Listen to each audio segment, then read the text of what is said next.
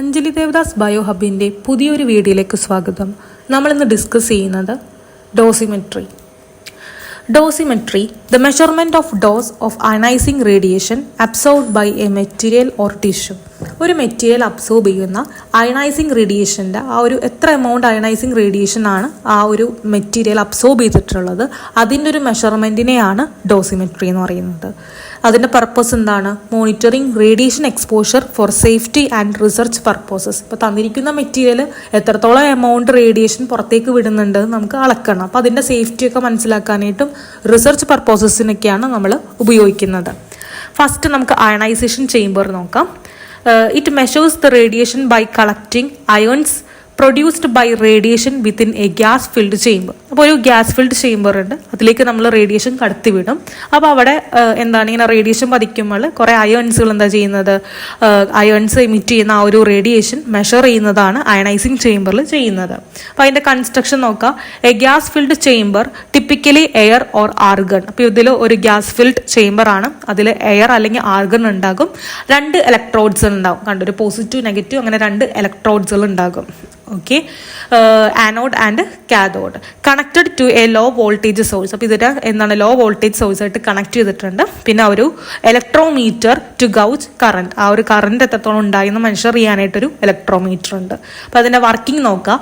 Radiation enter the chamber ionising gas molecules. അപ്പോൾ അതേ നോക്കിക്കേ, ഇതുവഴി നമ്മളൊരു റേഡിയേഷൻ കടത്തിവിടുകയാണ്. ഈ റേഡിയേഷൻ കടത്തിവിടുമ്പോൾ ഈ ചേംബറിനുള്ളിൽ എന്തുണ്ട്, ചേംബറിനുള്ളിലാണ് ഗ്യാസസ് ഉള്ളത്. എയർ അല്ലെങ്കിൽ ആർഗൺ പോലുള്ള ചേംബേഴ്സ് ഒരു ചേംബറിൽ ഗ്യാസ് ഫിൽഡ് ചേംബർ ആണ്. സോ നമ്മൾ റേഡിയേഷൻ കടത്തിവിടുമ്പോൾ എന്താ സംഭവിക്കാം, ഇവിടെ ഗ്യാസ് മോളിക്യൂൾസിന് അയണൈസേഷൻ സംഭവിക്കാം. The positive ions migrate to cathode. അപ്പോൾ പോസിറ്റീവ് അയൺസ് എങ്ങോട്ടേക്ക് പോകും, കാഥോഡിലേക്ക് പോകും. നെഗറ്റീവ് ആയിട്ടുള്ളവർ ആനോഡിലേക്ക് പോകും. The movement of ion generate a small electric current proportional to the radiation intensity. അതായത് ഇങ്ങനെ നമ്മളുടെ പോസിറ്റീവ് അയോൺസ് കാഥോഡ്സിലേക്കും പോകും, നെഗറ്റീവ് അയോൺസ് ആനോഡിലേക്കും പോകും. അന്നേരം അവർക്കിടയിൽ ആ ഒരു മൂവ്മെന്റ് വഴി, അയോൺസിന്റെ മൂവ്മെന്റ് വഴി ഒരു ഇലക്ട്രിക് കറന്റ്, ഒരു സ്മോൾ ഇലക്ട്രിക് കറന്റ് ജനറേറ്റ് ചെയ്യും. ഈ കറന്റ് നമ്മൾ മെഷർ ചെയ്ത് റേഡിയേഷൻ ഡോസിലേക്ക് കൺവേർട്ട് ചെയ്യും. ഓക്കെ, അങ്ങനെയാണ്, അതായത് ഇന്ന സബ്സ്റ്റൻസ് എത്രത്തോളം റേഡിയേഷൻ എമിറ്റ് ചെയ്യുന്നുണ്ട് മനസ്സിലാക്കാൻ വേണ്ടിയാണ് നമ്മൾ ഈ ഒരു ഇൻസ്ട്രുമെന്റ് ഉപയോഗിക്കുന്നത്. അപ്പോൾ ഇതിന്റെ യൂസസ് എന്താണ്, നമുക്ക് റേഡിയേഷൻ ഡോസസ്, എക്സ്റേ ആയാലും ഗാമ റേസ് ഒക്കെ ആയാലും അതിന്റെ എത്രത്തോളം റേഡിയേഷൻ ആണ് അത് എമിറ്റ് ചെയ്യുന്നതെന്ന് മെഷർ ചെയ്യാൻ പറ്റും. And it is commonly utilised in radiation therapy calibration and survey meters. അപ്പോൾ എന്താണ്, റേഡിയേഷൻ തെറാപ്പി കാലിബ്രേഷൻ സർവേ മീറ്റേഴ്സിലൊക്കെ ഇത് ഉപയോഗിക്കാറുണ്ട്. ഇതിന്റെ അഡ്വാൻറ്റേജസ് എന്താണ്, provide accurate and stable reading, നമുക്ക് കറക്റ്റ് ആയിട്ടുള്ള റീഡിങ്, എത്രത്തോളം റേഡിയേഷൻ എമിറ്റ് ചെയ്യുന്ന അറിയാൻ പറ്റും. And capable of measuring high radiation level, ഭയങ്കര ഹൈ റേഡിയേഷൻ ലെവലായ പോലും അത് മെഷർ ചെയ്യാനായിട്ട് പറ്റും. പക്ഷെ അതിന്റെ ലിമിറ്റേഷൻ എന്താണ്, not sensitive enough for detecting very law radiation level. ചെറിയ റേഡിയേഷൻ ലെവലൊക്കെ ഒന്നും ഡിറ്റക്ട് ചെയ്യാൻ പറ്റില്ല, ഹൈ റേഡിയേഷൻ ലെവലാണ് അതുകൊണ്ട് ഡിറ്റക്ട് ചെയ്യാൻ പറ്റുന്നത്. ഓക്കെ, അപ്പോൾ ഇതാണ് എന്ത്, അയണൈസേഷൻ ചേംബർ. അപ്പോൾ ഇവിടെ നമ്മൾ എന്താ ചെയ്യുന്നത്, ഇവിടെ ഒരു ചേംബർ ഉണ്ട്. ഈ ചേംബറിൽ ഗ്യാസ് ഫീൽഡാണ്. നമ്മൾ റേഡിയേഷൻ പാസ് ചെയ്യുമ്പോൾ ഇവിടത്തെ ഉള്ള ഗ്യാസ് മോളിക്യൂൾസ് അയണൈസ് ചെയ്യും. അതിൽ പോസിറ്റീവ് ആയിട്ടുള്ളവർ എന്താ ചെയ്യുന്നത്, പോസിറ്റീവ് ആയിട്ടുള്ളവർ, അതായത് പോസിറ്റീവ് അയോൺസുകൾ കാഥോഡിലേക്ക് പോകും, നെഗറ്റീവ് ആയിട്ടുള്ളവർ ആനോഡിലേക്ക് പോകും. ഇങ്ങനെ അയോൺസ് മൂവ് ചെയ്യുമ്പോൾ ഒരു ഇലക്ട്രിക് കറന്റ് ക്രിയേറ്റ് ചെയ്യും. ആ കറന്റ് മെഷർ ചെയ്തിട്ട് അതിനെ നമ്മൾ റേഡിയേഷൻ ഡോസിലേക്ക് കൺവേർട്ട് ചെയ്യാണ് ചെയ്യുന്നത്. ഇനി അടുത്തതാണ് ജെയം കൗണ്ടർ, ജിഗർ മുള്ളർ കൗണ്ടർ. ഇതിന്റെ പ്രിൻസിപ്പിൾ എന്താണ്, operate on the ionisation of gas and avalanche multiplication of electrons. അതായത് അവലാഞ്ചി എഫക്റ്റ് ഇതിൽ കാണിക്കുന്നുണ്ട്. അവലാഞ്ചി എഫക്റ്റ് എന്ന് വെച്ചാൽ ഇപ്പോൾ സപ്പോസ് ഒരു റേഡിയേഷൻ കിട്ടുമ്പോൾ അവിടുത്തെ ഇലക്ട്രോൺസ് എക്സൈറ്റഡ് ആവും. അത് കഴിഞ്ഞാൽ ആ ഒരു എക്സൈറ്റ്മെന്റ് അടുത്ത ഇലക്ട്രോൺസ് സെക്കൻഡറി ഇലക്ട്രോൺസിലേക്ക് കൊടുക്കും. അങ്ങനെ ഇങ്ങനെ മൾട്ടിപ്ലൈ ചെയ്ത് ഇങ്ങനെ പോകും ആ ഇലക്ട്രോൺസിന്റെ ഒരു എക്സൈറ്റ്മെന്റ്. അതാണ് അവലാഞ്ചി എഫക്റ്റ് എന്ന് പറയുന്നത്. സോ അതിന്റെ കൺസ്ട്രക്ഷൻ നോക്കാം. A gas filled metal tube with thin mica window for radiation entry. അപ്പോൾ അതാ നോക്കിക്കേ, ഈ ഒരു ഫിഗറിൽ കണ്ടോ, ഇതാണ് മൈക്ക വിൻഡോ. അപ്പോൾ ഈ ഒരു മൈക്ക വിൻഡോ അവിടെ ഉണ്ടാകും. ഇതൊരു ഗ്യാസ് ഫിൽഡ്, ഇതിനുള്ളിൽ കുറെ ഗ്യാസ് നിറച്ചിട്ടുണ്ട്. ഇതൊരു ഗ്യാസ് ഫിൽഡ് മെറ്റൽ ട്യൂബാണ്. അവരുടെ സൈഡിൽ എന്തുണ്ട്, മൈക്ക വിൻഡോ ഉണ്ട്. Okay, and contain A central wire anode. അപ്പോൾ ഇതിന്റെ നടുക്കേ കൂടെ ഒരു വയർ പോയിട്ടുണ്ട്. ഈ വയറാണ് ആനോഡാണ്. പിന്നെ ഇവർക്കൊരു സിലിണ്ടറിക്കൽ കാഥോഡ് ഉണ്ട്. ഓക്കെ, ഇവർക്കൊരു സിലിണ്ടറിക്കൽ കാഥോഡ് ഉണ്ട്. ഇതും ഹൈ വോൾട്ടേജ് സർക്യൂട്ടായിട്ട് കണക്ട് ചെയ്തിട്ടുണ്ട്. അപ്പോൾ ഇതിന്റെ വർക്കിംഗ് എന്താണ്? Radiation enter through the mica window ionising gas molecule. അപ്പോൾ ഇവിടെ റേഡിയേഷൻ ഈ ഒരു മൈക്ക വിൻഡോയിൽ കൂടെ ഉള്ളിലോട്ട് പോകും. റേഡിയേഷൻ ഇതിനുള്ളിൽ വരുമ്പോൾ അവിടെയുള്ള ഗ്യാസുകൾ എന്ത് സംഭവിക്കും? അയണൈസേഷൻ സംഭവിക്കും. Okay, so the primary electrons are accelerated. ആദ്യം തന്നെ പ്രൈമറി ഇലക്ട്രോൺസ് ആക്സിലറേറ്റ് ചെയ്യും and leading to secondary ionisation. അപ്പോൾ പ്രൈമറി ഇലക്ട്രോൺസ് ആക്സിലറേറ്റ് ചെയ്യും, അവരുടെ ആ ഒരു എക്സൈറ്റ്മെന്റ് അടുത്തവർക്ക് കൊടുക്കും, അങ്ങനെ അവർ അയണൈസ് ചെയ്യും. അങ്ങനെ ഇതാണ് അവലാഞ്ചി എഫക്ട് എന്ന് പറയുന്നത്. അപ്പോൾ എന്ത് സംഭവിക്കും? ഇങ്ങനെ ഈ ഒരു ഇലക്ട്രോൺ മൂവ്മെന്റ്സ് വഴി എന്താ സംഭവിക്കുക? ഇലക്ട്രോൺ ഫ്ലോ നടക്കുമ്പോൾ അവിടെ ഒരു കറണ്ട് ജനറേറ്റ് ചെയ്യും. A significant pulse of current is generated. ആ കറണ്ട് നമ്മളിങ്ങനെ കൗണ്ട് ചെയ്യും. ഓക്കെ, അതാണ് counted as click or digital pulse. അത് നമ്മളിങ്ങനെ കൗണ്ട് ചെയ്യും and each pulse correspond to one detected radiation particle. അപ്പോൾ ഓരോ കറണ്ടും നമ്മൾ അതിന്റെ റേഡിയേഷൻ പാർട്ടിക്കിൾ എന്നുള്ള രീതിയിൽ ഇങ്ങനെ കൗണ്ട് ചെയ്ത് പോകും. സോ ഇതെന്തിനാണ്? Detection of alpha, beta and gamma radiation. അപ്പോൾ ആൽഫ, ബീറ്റ, ഗാമ റേഡിയേഷൻസ് നോക്കാനായിട്ടും employed in radiation survey instruments and nuclear ലബോറട്ടറീസിലൊക്കെ ഇത് ഉപയോഗിക്കും. അപ്പോൾ ഇതിന്റെ അഡ്വാൻറ്റേജസ് എന്താണ്? ലോ റേഡിയേഷൻ ലെവലായാൽ പോലും ഹൈലി സെൻസിറ്റീവ് ആണ്. നമ്മൾ നേരത്തെ പറഞ്ഞ അയണൈസേഷൻ ചേംബറിന്റെ ഏറ്റവും ഡിഫക്റ്റ് എന്തായിരുന്നു? ചെറിയ റേഡിയേഷൻ പോലും നമുക്ക് അളക്കാൻ പറ്റുന്നുണ്ടായിരുന്നില്ല. പക്ഷെ നമ്മൾ ഇവിടെ GM കൗണ്ടർ ഉപയോഗിക്കണമെങ്കിൽ എന്താണ്? അത് നമുക്ക് ചെറിയ രീതിയിലുള്ള ലോ റേഡിയേഷൻ ലെവൽ ആയാലും അത് നമുക്ക് എന്ത് ചെയ്യാൻ പറ്റും? അളക്കാനായിട്ട് സാധിക്കും. And portable and user friendly. പിന്നെ ലിമിറ്റേഷൻ എന്താണ്? Cannot measure radiation energy has a dead time. അപ്പൊ ഇതിന് എന്താണ്? ആ റേഡിയേഷൻ എനർജി എത്രത്തോളം ഉണ്ടെന്ന് അളക്കാൻ പറ്റൂല. നമ്മളിങ്ങനെ ഓരോ കറണ്ട് ഉണ്ടാകുമ്പോൾ ആ കറണ്ട് അനുസരിച്ചിട്ടാണ് ഇങ്ങനെ കൗണ്ട് ചെയ്ത് പോകുന്നത്. കറക്റ്റ് എത്ര റേഡിയേഷൻ ഉണ്ടായിട്ടുണ്ട് നമുക്ക് മെഷർ ചെയ്യാൻ പറ്റൂല. ഹാസ് എ ഡെഡ് ടൈം, അതായത് unable to detect two event that occur too closely together. അതായത് ഒരു കറണ്ട്, അതായത് ഇലക്ട്രോൺസ് ഇങ്ങനെ ഫ്ലോ ചെയ്യുമ്പോൾ ഒരു കറണ്ട് ഫോം ചെയ്തു, പിന്നെയും ഫോം ചെയ്യുമ്പോൾ സെക്കൻഡ് കറണ്ട് ഫോം ചെയ്തു. ആ കറണ്ട് ഫോം ചെയ്യുന്നതനുസരിച്ചിട്ടാണ് നമ്മളിങ്ങനെ കൗണ്ട് ചെയ്ത് പോകുന്നത്. ചിലപ്പോൾ തൊട്ടടുത്തടുത്ത് ഇങ്ങനെ ഒരുമിച്ച് ആ ഒരു ഇവന്റ്സ് നടക്കുമ്പോൾ നമുക്കത് ഡിറ്റക്ട് ചെയ്യാനായിട്ട് ബുദ്ധിമുട്ട് വരും. ഓക്കെ, അതാണ് അതിന്റെ ലിമിറ്റേഷൻസ് എന്ന് പറയുന്നത്. ഓക്കെ, ഇനി solid and liquid സ്കിൻഡിലേഷൻ counters. Okay, അപ്പോൾ ഇതാണ് നമ്മളുടെ സ്കിൻഡിലേഷൻ counter. So detect radiation using A സ്കിൻഡിലേറ്റർ. അപ്പോൾ നമ്മളിവിടെ ഒരു സ്കിൻഡിലേറ്റർ ഉപയോഗിച്ചിട്ടാണ് റേഡിയേഷൻ അളക്കുന്നത്. എ സ്കിൻഡിലേറ്റർ എന്ന് പറഞ്ഞാൽ a substance that emit light flashes like scintillations when struck by radiation. അപ്പോൾ ഇവിടെ പാർട്ടിക്കിൾസ്, ഈ സ്കിൻഡിലേറ്ററിൽ നമ്മൾ പാർട്ടിക്കിൾസ് ഇടുമ്പോൾ എന്താ സംഭവിക്കാം? ഇവിടെ റേഡിയേഷൻ വന്ന് പതിക്കുമ്പോൾ എന്ത് സംഭവിക്കും?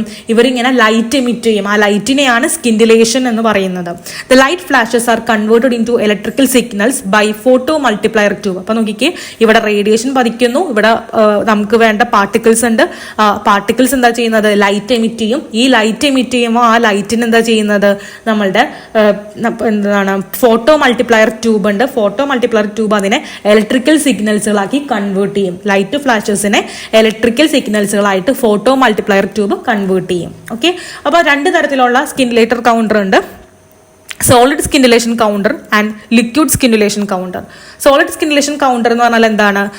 Solid crystal such sodium iodide or zinc sulphide. അപ്പോൾ സോളിഡ് സ്കിൻഡിലേഷൻ കൗണ്ടറിനുള്ളിൽ സോളിഡ് ക്രിസ്റ്റൽസുകളാണ് ഉപയോഗിക്കുന്നത്. Like sodium iodide, zinc sulphide പോലുള്ള സോളിഡ് ക്രിസ്റ്റൽസുകളാണ് നമ്മൾ ഉപയോഗിക്കുന്നത്.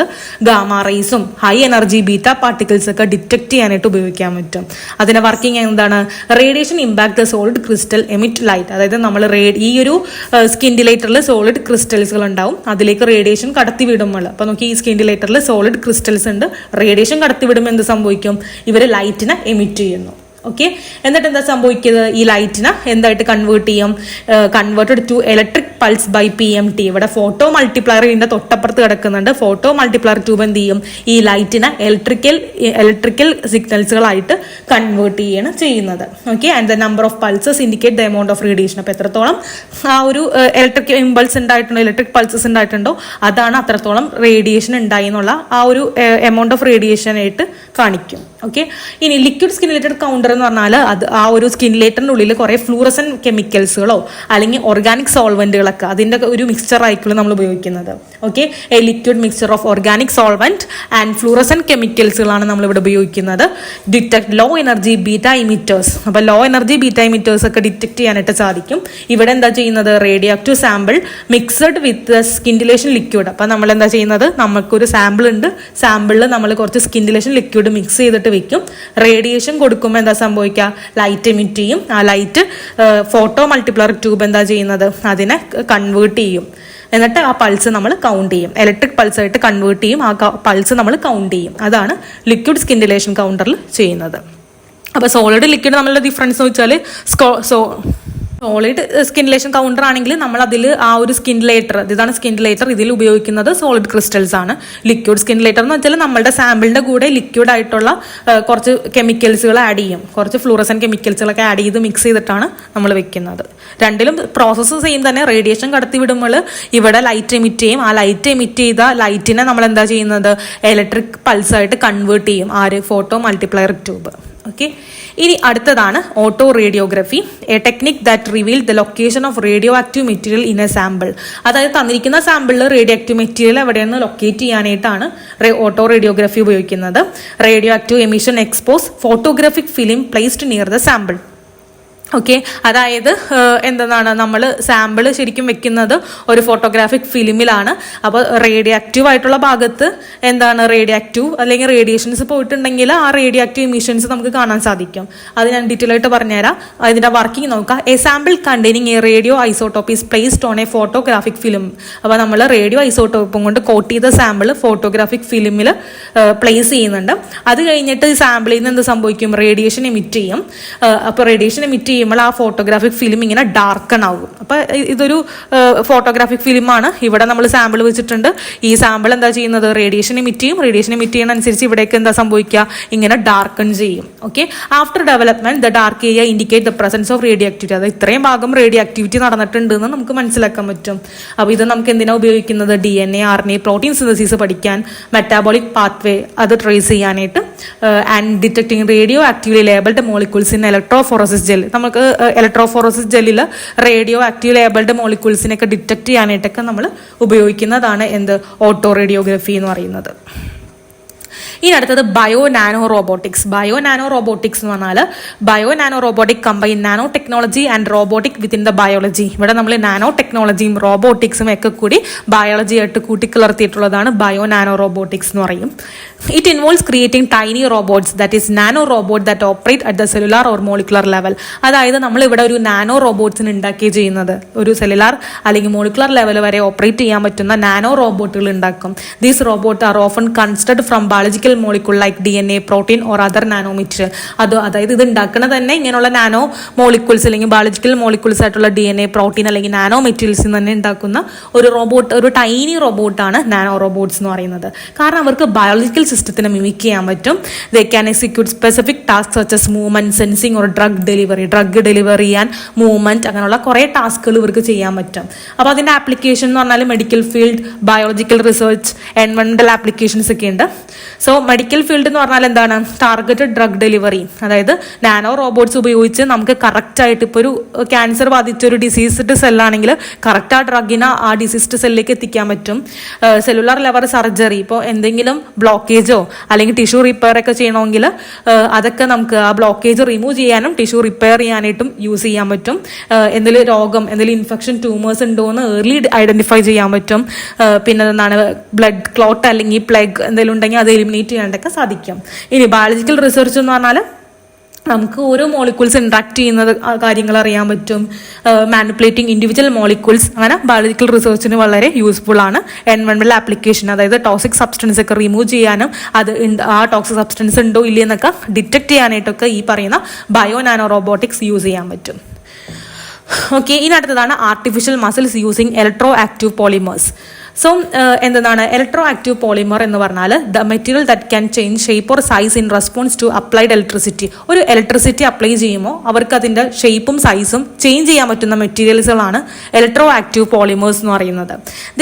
ദേ എമുലേറ്റ് റിയൽ മസിൽസ്, അതായത് ശരിക്കുള്ള മസിൽസിൻ്റെ പോലെ അവർ മിമിക് ചെയ്യും. അവർക്ക് കൺട്രാക്ട് ചെയ്യാൻ പറ്റും, എക്സ്പാൻഡ് ചെയ്യാനും ബെൻഡ് ചെയ്യാനായിട്ടൊക്കെ പറ്റും. അതെപ്പോൾ മാത്രമാണ് ഒരു ഇലക്ട്രിക്കൽ സിഗ്നൽസ് അപ്ലൈ ചെയ്താൽ മാത്രമേ അവർക്ക് എന്ത് ചെയ്യാൻ പറ്റുള്ളൂ, കൺട്രാക്ട് ചെയ്യാനും എക്സ്പാൻഡ് ചെയ്യാനും ബെൻഡ് ചെയ്യാനായിട്ടൊക്കെ സാധിക്കുള്ളൂ.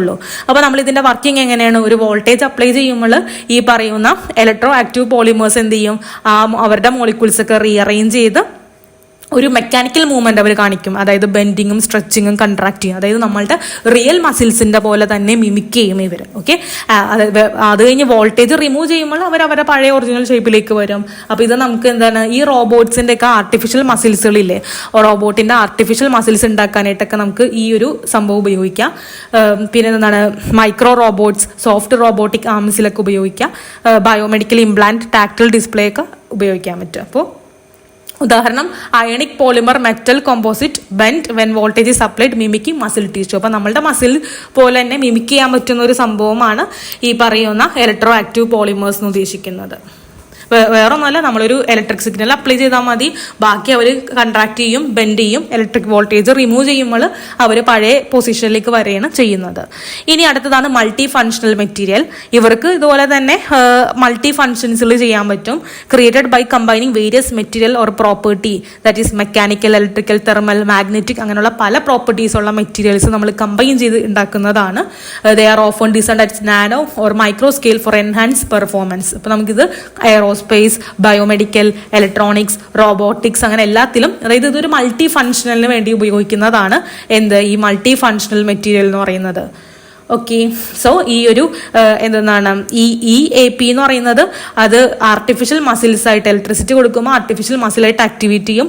മൾട്ടി ഫങ്ഷണൽ മെറ്റീരിയൽ എന്താ ചെയ്യുന്നത്, കുറച്ചും കൂടി they integrate multiple useful property for advanced technology. കുറച്ചും കൂടി അഡ്വാൻസ് ടെക്നോളജിക്ക് വേണ്ടി കുറേ മൾട്ടിപ്പിൾ പ്രോപ്പർട്ടീസ് ഇന്റഗ്രേറ്റ് ചെയ്യുന്നു. അതാണ് മൾട്ടി ഫങ്ഷണൽ മെറ്റീരിയൽസ് എന്ന് പറഞ്ഞാൽ. Okay, thank you.